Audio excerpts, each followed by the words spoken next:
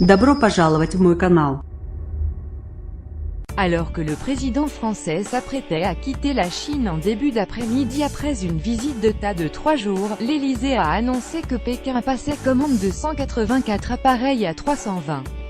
Le montant du futur contrat, qui porte surtout sur des modèles Neo, n'a pas été révélé, mais au prix catalogue, il atteindrait 18 milliards de dollars, 15 milliards d'euros.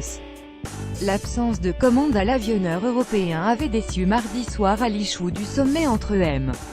Macron et son homologue chinois Xi Jinping, sommet accompagné de la signature de plusieurs accords commerciaux. Airbus avait dû se contenter de signer un protocole d'accord en vue d'augmenter sa cadence de production de l'A320 en Chine, où il dispose d'un site d'assemblage. L'accord le plus spectaculaire passé durant la visite présidentielle concerne Areva, qui a décroché la construction d'une usine de retraitement de déchets nucléaires sur le modèle du site existant à La Hague, dans le nord-ouest de la France.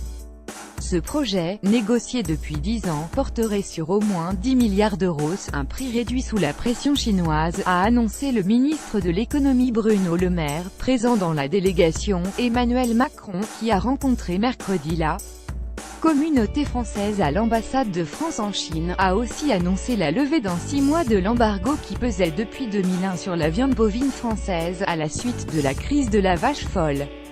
Mais la visite du président français a été largement dominée par l'initiative chinoise des Nouvelles Routes de la Soie, un colossal projet d'investissement dans les infrastructures à destination de l'Europe, qui fait parfois craindre de voir le régime communiste étendre son influence politique vers l'Ouest, ne pas subir. Parmi les cibles, plusieurs pays de l'Est du continent, prompts à accepter l'argent chinois y compris dans les secteurs stratégiques, comme la Grèce qui a vendu le port du Pirée. Certains pays sont beaucoup plus ouverts aux intérêts chinois, parfois aux dépens d'un intérêt européen.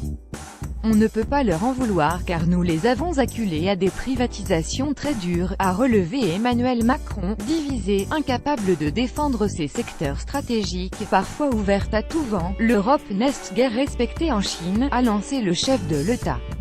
Son souhait, une position commune face à la Chine entre les pays de l'UE qui sont décidés à privilégier l'intérêt européen sur leur intérêt national à court terme. L'Europe doit prendre position non seulement sur les nouvelles routes de la soie, mais aussi sur la protection de ces secteurs stratégiques. Nous aurons à définir une position commune au niveau européen face aux routes de la soie, car cette initiative, nous ne pouvons pas la méconnaître, ce serait décider de la subir et une erreur stratégique profonde, a-t-il plaidé lors d'une conférence de presse bilan, tout en reconnaissant que le projet chinois divise l'UE. La Chine ne peut pas respecter un continent où une partie des États membres se donne toute porte ouverte, où il est facile d'acheter à l'encan des infrastructures essentielles. Donc, quand la France ou l'Europe défend ces secteurs stratégiques, c'est bon pour nous et pour le dialogue, a-t-il assuré. Le président français a conclu ses 3 jours de visite en Chine par une découverte de l'Académie spatiale. Ses hôtes lui ont montré les grandes ambitions chinoises pour l'exploration vers la Lune, où Pékin compte lancer une sonde en 2019 avant d'y installer une base, et vers Mars en 2030. C'est impressionnant, a-t-il reconnu avant une visite au futur satellite franco-chinois CFOSAT d'observation des océans. Interrogé sur la question du respect des droits de l'homme en Chine, M. Macron a assumé de ne pas évoquer ce dossier publiquement. « Je peux me faire plaisir en donnant des leçons à la Chine en parlant à la presse française. Ça s'est beaucoup fait, ça n'a aucun résultat », a-t-il assuré.